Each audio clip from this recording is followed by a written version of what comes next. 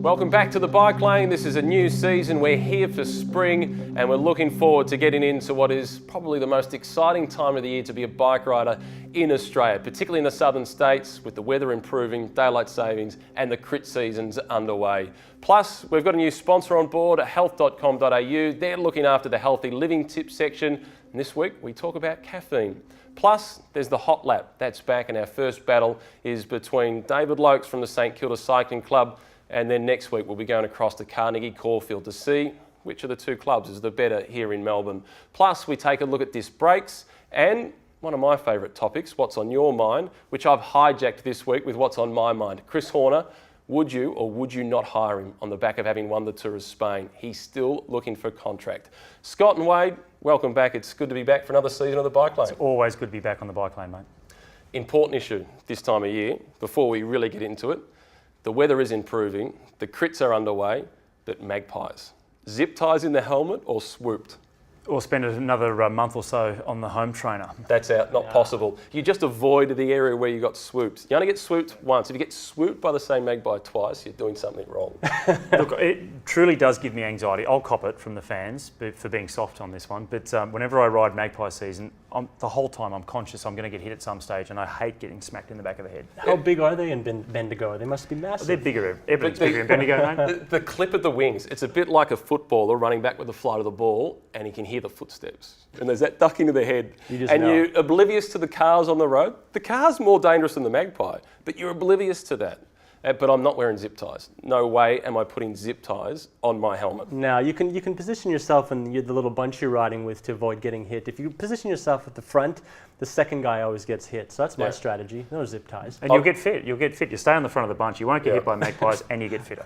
I've been swooped twice so far this spring, and I haven't ridden the same road since. I'm looking forward to the start of summer, and let's get into the start of this program. So it's been a big year. We're going to take a look at a few of the elements coming out of the season. On the back of the Giro Lombardia, just finishing with Rodriguez getting redemption from the World Championships. So let's start with our hero of the season, then we'll talk about our villain of the season. Got to finish on something that might be a bit more controversial. Hero, Wade, fire away. This year would be Alessandro Valverde. Not in previous years, but... Nor in April, mind you, when I got cut down for being a bit of a fan of Valverde. Yeah, and that was in April, but the rest of the season's played out. Around. He's done a great job at the Tour de France. You were right, he did prove a different side of him when he took up support of Quintana at the Tour de France. He animated the Tour de France, it made it worth watching. Well, it was anyway, but then the Vuelta, he was excellent as well. Yeah. In Lombardia yesterday, World Championships last week. And the thing is if he had won, I think my tune would be completely different. But at the same time, he has done amazing things to the race. He probably didn't have very good form at Lombardia because he hasn't slept since the World Championships. So that missed opportunity. Yeah, look, a missed opportunity. Helped animate the World Championships, but really came out of that as a bit of a villain, though, didn't he, with Rodriguez? Yeah, I think Spain's sort of considering him the one that lost Spain the gold medal. Yeah. Which, so do I. Yeah. But Costa won it. And nonetheless, one point that was raised a couple of weeks ago just in general conversation was from Jane Aubrey, that Alejandro Valverde is one of the rare beasts who looks better with the helmet on than the helmet off. That's true. He should be running the plugs. He's getting a bit wispy. He's ready for a little bit of the Shane Warne action. My love for Valverde, despite all his doping, it stands as it was in April. He's one of the most entertaining guys to watch race. Whether he wins or loses, I like watching him race. Yeah. Well, for me, it's easy. Chris Horner.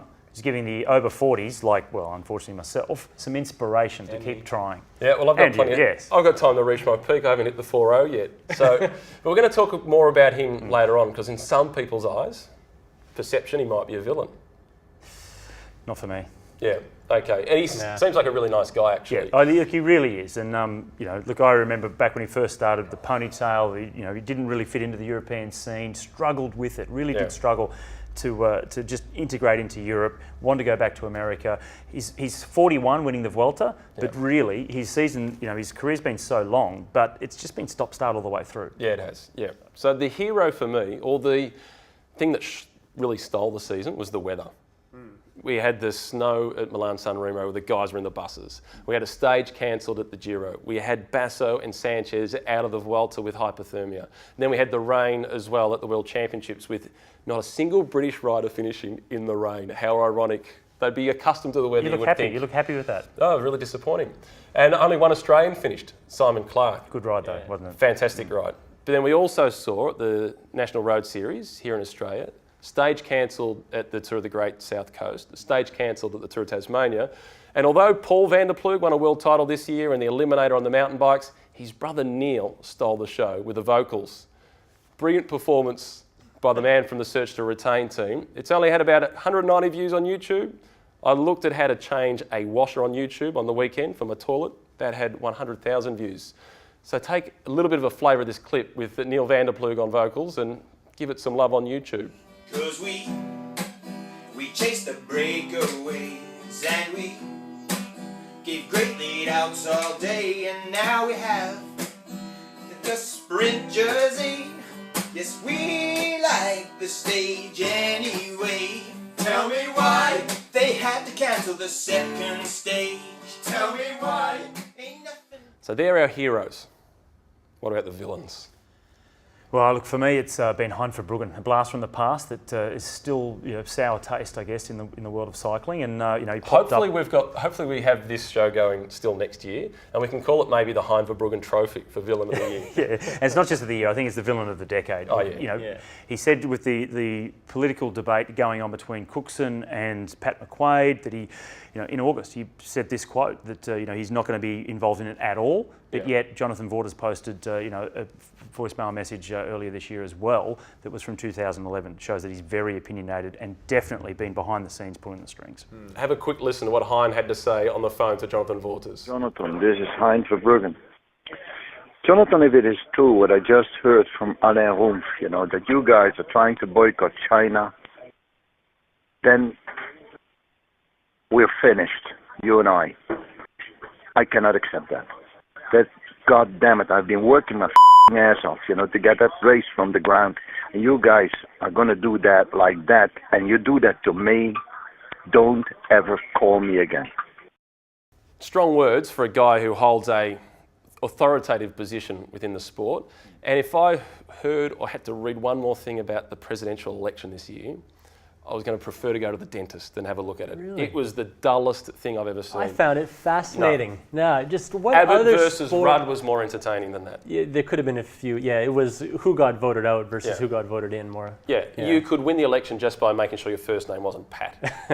Who was your villain? Sant'Ambrogio and De Luca from Fantini Vini this year at the Giro d'Italia, getting done for EPO. It shows to me that cycling still has its dusty corners, and there's still places, and teams for people like this. De Luca should never got a contract in the first place. Maybe the hero was the anti-doping agency Yeah. to catch them. Well, it's good. Yeah, definitely. Because there's always going to be cheats within any sport, and if cycling keeps catching them, maybe they are certainly in the minority now, I believe, and perhaps they're being caught, which is a good thing. We knew we were in trouble with Mauro Sant'Ambrogio when he started speaking about himself in the third person. Stage win, the old Mauro is back, etc., etc. But my villain, Alberto Contador. He's miles off where he was in 2009. And that's the elephant in the room. We analysed Chris Froome, how fast he is. What about analysing Alberto Contador, how slow he is now? So why don't you get online and give us your hero and your villain. And next week we'll come back with a little bit more in review of the season. But next up we're going to talk about Chris Horner. This is one of my favourite sections, What's on Your Mind? I've hijacked it with What's on My Mind. Chris Horner. He's just won the Vuelta. He's 41 years of age, almost 42. In fact, he's 42 now. And he's still looking for a contract for next year. Is the reason he doesn't have a contract the doubt about a 41-year-old winning a Grand Tour and suspicion within the sport? Or is it because he's 41, 42 years of age? I think it's because he's old. But for me, it's always been a bit of a bugbear of mine, and as I got older and older, it became more of one. But if he's still winning, then still sign him. Now, I think the problem may be that he wants a contract that if you're 25 winning the Vuelta and you've got another 10 years in the sport, he wants a lot of money for it. I'd sign him for 1 year for sure, because the publicity you'll get out of next year, regardless of how he rides. Would you sign him? No, I wouldn't. As a team manager, I'd be, his price would have gone up because he's just won a Grand Tour. He took pretty much all of last season off because he had a leg injury or a knee injury. He's got broken ribs right now. I kind of see injuries probably becoming more of a theme in his career, and he's just getting older. It takes longer to recover, and you can get 3 people for what he'd be asking, I bet. I think he's a fantastic guy. He does great interviews. He's good for media, but I would not touch him. Purely based on perception, it's unfair on Chris. He might be as clean as the driven snow, but the perception is that you can't be at your best at 41. The sport has got a dark past, and I would not want to associate my brand, my sponsor with that. I would not take the risk. And then we've seen a guy like Thomas de Gendt, who was 3rd at the Giro last year, who's taken about an 80% pay cut and is now probably earning about $100,000 a year next year riding with Quick-Step. That comes down to perception as well. There's just that doubt in his inconsistency in his results and a bit of a negative perception about his current team, Vac and Soleil. Yeah, absolutely. There is that, which is unfortunate. And a result like that, a Grand Tour podium, at the age of 24, he's now 26, so it doesn't really add up. It doesn't make a lot of sense. So I'm not sure if there's something behind the scenes that we don't quite know about. Massive pay cut for him, and look, he's going to be riding for some coin, isn't he? He's going to have to really do something in these next couple of years for Omega to get back to where he thinks he should be. What about the way we analyse cycling? And maybe it's just because we're so close to it versus other sports. We saw Wilson Kipson create a new marathon world record in Berlin a couple of weeks ago. 2 hours, 3 minutes and 23 seconds for the marathon.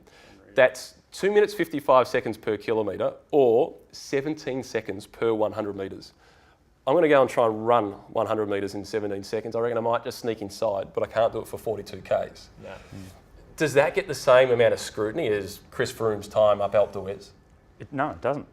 Obviously it doesn't. Look, and we're not in the world of athletics, so we don't know exactly what all the journalists within that sport are saying, but we know in cycling, Chris Froome wins Wanty in a fantastic way, and gets full scrutiny. But look, I think something like this, if we're going to be fair, we have to really look at it and analyse it. Let's look at his biological passport. Oh no, that's right, athletics doesn't have one. It's an extraordinary performance. 2 hours and 3 minutes and 23 seconds for the marathon. So Chris Horner and Thomas de Gendt. Let's start with Chris Horner. Give us your thoughts. Would you sign Chris Horner or not? And then Thomas de Gendt. Is he a good bet or would you not take the risk with him?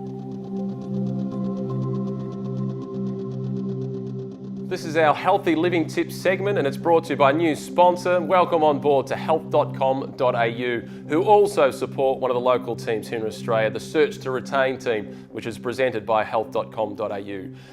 Key topic for everybody who rides a bike, caffeine. Scott McGrory headed down to the VIS to get some answers on caffeine. Is it good or is it bad? Or just put up with it? Well, we're here in lab number 1 at the Victorian Institute of Sport. It's the infamous ergometer behind us known as Godzilla. But we're not here about ergo training, we're here to talk about caffeine. And the senior sports scientist here at the VIS, Catherine Prasino, you've done a study on caffeine. We want to know, is it good or bad for you? Well, our study investigated the use of caffeine with 200-metre swimming athletes, and we had them ingest caffeine or a placebo treatment on 2 occasions, and we got them to do a 200-metre time trial and then have a 30-minute rest and then do a repeat 200-metre time trial. And our results showed that that basically there was not a lot of difference between the performance in the first time trial with caffeine or placebo. However, if you compared the performance in the first time or the second time trial compared to the first time trial, there was a greater decrement to performance, about 1.2% decrement to performance in the caffeine trial. Whereas in the placebo trial, they actually were better able to maintain their performance. So those that took caffeine on the first and second efforts, they dropped off in the second effort? Correct. Which suggests that when athletes are going to do high intensity repeated sprint efforts, possibly caffeine will just allow them to exert themselves probably too much in the first effort. The levels of fatigue will be so great and will be delayed, and their ability to recover, will be delayed, and therefore their performance in the second effort will be impacted by that. If you break that into, say, road cycling terminology, if you've got a long road race, a lot of the gels, energy gels we use are caffeinated. Yep. If there's a lot of hills towards the end of a race and they take that caffeine too early, then it will be detrimental to the last climb. Would that be right? Potentially will, yeah. I mean, obviously it will depend on dosages and so on, but certainly from the research that we have undertaken, it looks like for repeated sprint efforts, caffeine's probably not the best supplement to be taking. Okay, well, the other big question then is, I only go for rides these days so I can stop at a coffee shop and have a coffee. Can I still do that? I would say most definitely. Look, most people will have caffeine in their diet and they will usually have a certain number of coffees or teas per day. And that's normal, and there doesn't appear to be any health risk associated with that. However, if they then try to supplement with caffeine on top of that, then I guess it really needs to be done probably in consultation with dietitians or doctors to ensure that the caffeine levels that they're taking on are not too high and won't be detrimental to their health.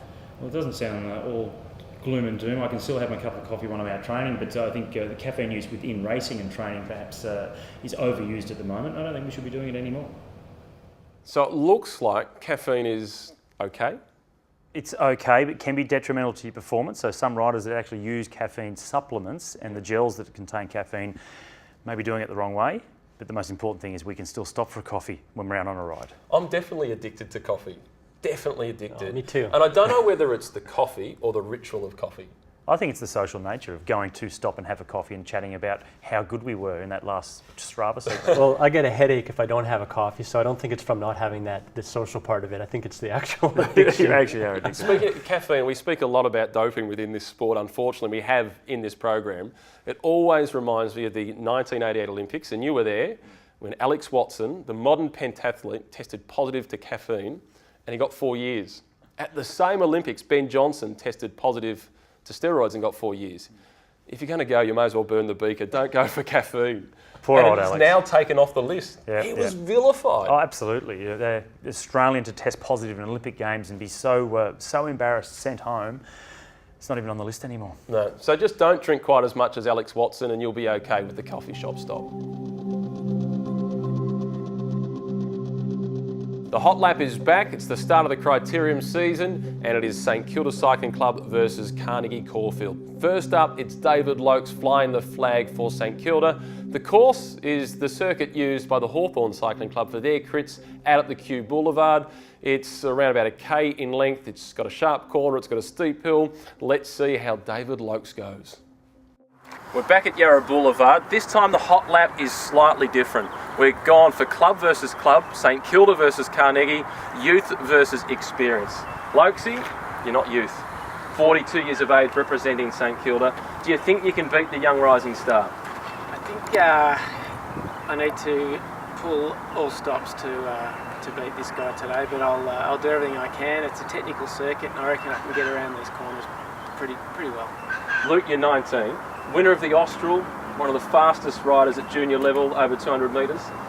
You're 19, he's 42, surely he's past it. Yeah, well, I'm hoping so, but you know, experience counts for a lot, especially with that one technical corner down there. So hopefully I can got the legs today, but you never know with experience. Okay, it's an advantage to go second. So we're going to keep it fair. We're going to go a toss of the coin, but age gets to choose. You happy with that, Luke? Yeah. All right, Loakesy, heads or tails? Call it in the air. Tails. Heads it is. Luke, you choose, first or second? Yeah, I'll go second. Right, Loakesy, saddle up. Let's go.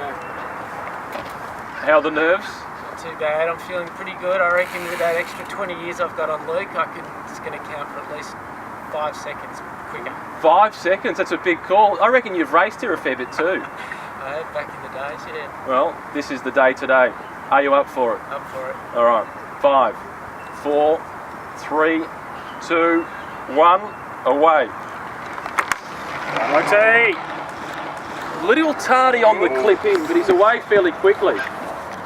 Going for it. He's hugging that left yeah. gutter though. He's taking the long road. Luke, you nervous? Oh, a little bit. I mean, he's got the fancy bike and the fancy wheels, so hopefully he can use it and post a good time. Are you accusing him of all the gear and no idea? Oh, possibly. Possibly. Which is the better club? Now he's out there representing St Kilda. You are from Caulfield, Carnegie. Come on, which is the better? Carnegie is definitely the better club. I mean, been around forever and got the awards to back it up, and I think we've proved with the people that have come out of the club, you know, world and Olympic champions. Your man should be coming around the corner fairly soon. He's just clocked over 1 minute. Shane Kelly set the fastest time so far of 1:20.2. Let's hopefully get him in sight fairly soon. And I can see this is going to be desperately close to the 1:20 of Shane Kelly. Shane Kelly will be getting nervous watching this, but David Loakes closing on the finish line. He might be slightly overgeared. Punches the line with 1:22.4. The time of Shane Kelly stands. That's sick. It's bloody dangerous. Dangerous? Yeah. Off camber. Yeah. What down here? Yeah. I've had a few stacks on that corner. 1:22.4. So if this was around Club Champs time, how much time do you think you could shave off? Well, the difference between how much I could and how much I need to. Two big things, but probably a lot. You nervous about the young guy getting the better of you? I think you probably beat me. He was trash talking you when you were up there. Was he? He was. He showed no respect for your age. So, yeah, well, these young guys. David Loakes, who's like Chris Horner, he's over 40 years of age. A pretty good time, 1:22.4 seconds. Next week is Luke Parker. You coach him at the VIS. Will he beat Loakesy? Well, I don't know. It'll be close. Look, Luke's younger, but he is the fastest Younger? He's half his age. Exactly. The fastest ever Australian under 19 over 200 metres. But I don't know if he can last a kilometre. Will he beat Scott McGrory? Because he's still at the top of the leaderboard. I think he should. Less than half his age, yeah, for sure. I hope he does. Top by the best. I hope he does. Come back next week to see how Luke Parker performs. Next up, we're going to talk about disc brakes. Well, one of the ironic things about cycling is if you don't race the Tour de France, if you don't race at all, you can ride a more advanced bike and probably a better bike than Chris Froome or Quintana or anybody on the podium at the Tour or any bike race around the world. And Wade, recently you reviewed disc brakes, which you cannot use if you're racing. Are they any good? Yeah, there's no doubt they're awesome. I mean, you have to actually ride it and ride somewhere like, hilly with descents and everything to actually get a good feel of how good they are. And it doesn't really, you get used to them and it doesn't really dawn on you to how good they are until you get onto a regular caliper brake. And they just feel kind of sluggish and, there's something different. You can feel that something braking from the, inside of the wheel versus the outside of the wheel. They're very, very good. If mountain bikers are going to use them, particularly downhill mountain bikers, they're going to stop you. Because the mountain bikers are ahead of the game. With technology, they really push the envelope. They revolutionized mountain biking. I remember there was resistance too. We had the old V brakes, I think they were, and then you thought, nah. But the stuff you could go down and how you could corner and stuff with mountain biking it revolutionized the sport, definitely. And I'm not so sure I can say the same about road cycling, because honestly, I've never crashed because I was going too fast. It's usually because I stopped and skidded around a corner or something. The braking power, if it comes to descending, braking power could be really important. Absolutely, yeah. Remember the old Delta brakes from Campagnola? They looked fantastic. Couldn't stop. No, straight ahead and on almost every corner. Look, the consistency as well. That's what's going to be the big change. Yeah. That that regardless of the weather conditions, you'll get the same braking power every time, every day. I can't wait to get this disc brake bike. I want one. We can, because we don't race. You still race from time to time, so you won't be allowed to cruise around on one. But you need a whole new bike, don't you? You do, because the frame's different, the fork's different, the wheels are different. That's what I see. Look in my closet and all these nice sets of wheels sitting there that'll be just rendered obsolete as soon as I go disc. Well, it's going to also change the technology in rims, because you don't need the braking surface, so they're going to make purpose-built wheels for disc brakes. The rims will be super, super light, which will also compensate the extra weight of the disc brake, so they'll be faster. Carbon rims have always been scary, so yeah, they could actually make carbon rims useful now for braking. And if you do have a bike with disc brakes, it will be the talking point at the cafe without question. Oh yeah. Yeah. So that's it for this week's show. But we're in October for the start of the season. Come November, we're going Movember. Now, I've never had a mustache in my life. I don't know if I'll be able to grow one, but I'm going to try. So you get online to movember.com. There'll be plenty of details on the site as well, Wade. That's your responsibility on the to-do list for Wade Wallace. Can you grow a mustache? Have you ever grown a mustache? Big time, yeah. Yeah. Ron Jeremy. I can't. Have you? I can grow a really cool one. Yeah. Have you ever had hair on your legs? Very long time ago. Very long time. I've never had hairy legs because I started shaving them before I needed to shave them, because that's just what you did to pretend you were a bike rider. Back in my ice hockey days, you couldn't have shaved legs in the dressing room during the off season. Now I had to sort of hide my cyclist identity to the summers. So maybe that's what you call it. Yeah. If you can't grow a mustache, grow the hair on your legs. That might be me. We'll see what happens in Movember. Plus, next Wednesday, we've got Ride to Work Day. And I've still got the event T-shirt from 2006. Why is it that event t-shirts are always about 4 sizes too big? Look, no disrespect to any of the events that give the shirts out, but the extra material is great because you can rip it into so many rags that will clean your bike, especially disc brake ones. This mows the lawn. It's acted as a pyjama top. Did you ever watch Flight of the Conchords? Team building exercise 1999. In the bedroom with that on, that's like contraception, that in the bedroom. So give us your feedback. Don't forget what's on your mind. We look forward to talking about that next week. Plus, of course, give us your thoughts on Chris Horner. Do you want the disc brakes? We want to hear from you. And then we're going to be back next week. We're going to talk about what's on our mind as well. We're going to take a look at some other things from the year. Thanks to health.com.au for coming on board. You as well for watching. Till next week.